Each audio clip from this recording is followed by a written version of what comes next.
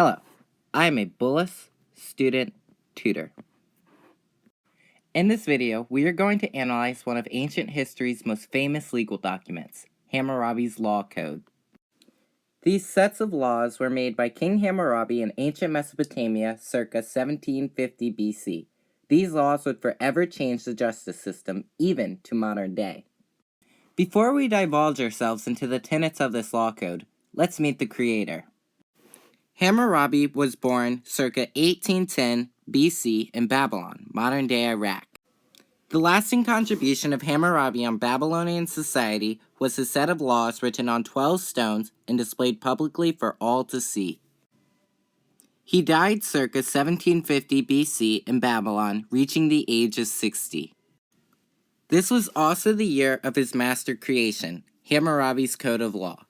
Another notable accomplishment was his expansion of the city-state, Babylon, to unite southern Mesopotamia.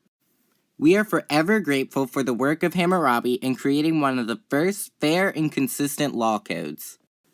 Imagine life back in ancient Mesopotamia before Hammurabi. The laws continuously changed for a sole person, making it hard to judge a fair trial and hold a consistent punishment system. Let me set the scene for you. You're in a courthouse. There is a judge, a plaintiff who is nobility, and a defendant who is a commoner. And just a quick little side note, the characters I chose for the scene do not model what an ancient Babylonian would have looked or dressed like. However, I do believe they do a fitting job of representing the situation at the time. Back to our scenario. The plaintiff presents an outrageous case that's just not true. The defendant tries to refute the claim, but the judge already has his mind set. He rules against you and gives you a terrible punishment. Before Hammurabi, this would be a normal occurrence because there was no set law through all the land. The powerful would take advantage of the weak. Hammurabi was sick of this and declared, "He shall make justice visible in the land to destroy the wicked person and the evildoer. The strong might not injure the weak." In short, Hammurabi sought to bring order and stability to a society changing for the worse. To sum up all 282 laws inscribed on the 12 stones would be a difficult task. I believe the best way to give you a glimpse of what was detailed is through revealing two major ideas of the law code: law of retaliation in kind and law of penalty according to rank. Like any other complex society, Babylonia was socially stratified. There were wealthier noble persons, lower class persons or commoners, and slaves. The punishment depended on the classes involved. For the law of retaliation in kind, in cases involving equal classes, the penalty given would equal the crime committed. For the law of penalty according to rank, in cases involving unequal classes, the penalty given would depend on the class of the victim and the class of the criminal. These laws kept society stable by discussing ideas of moral values, religion, class structure, and gender relationships. Let's take a look at two examples. Our first example will use the law of retaliation in kind. And for your knowledge, a patrician is an aristocrat or a nobleman. If a patrician has knocked out the tooth of a man that is his equal, his tooth shall be knocked out as well. Our second example will practice the law of penalty according to rank. It involves a patrician who violated a plebeian, which is another word for commoner.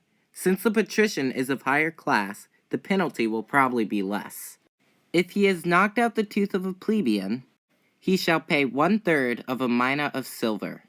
Notice the difference there. When it was equal classes, the punishment was the same, but when there were different classes, the higher class got the easier punishment. And yes, in case you were wondering, this is an actual example from Hammurabi's code. The most famous saying we hear when referencing this law code is an eye for an eye. Like we just learned, if a man blinds another man of equal class, he too will be blinded.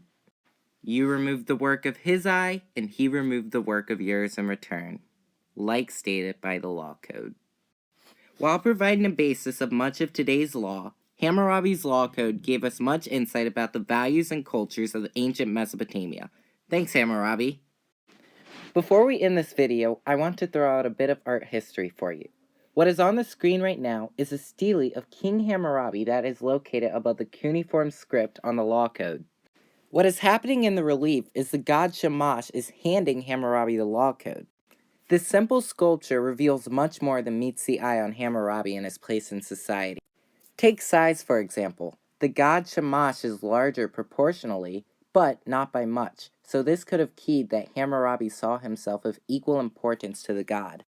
It also depicts that Hammurabi met with the god in the absence of an interpreter, meaning he established a close relationship with the deity. The way that Hammurabi is depicted in this relief shows that he had a great sense of divine power over the people he ruled, the mere mortals. This image deifies Hammurabi. This has been a Bullis Student Tutors video. If you enjoyed this video, be sure to check out the rest of the videos on this page. Thanks for watching!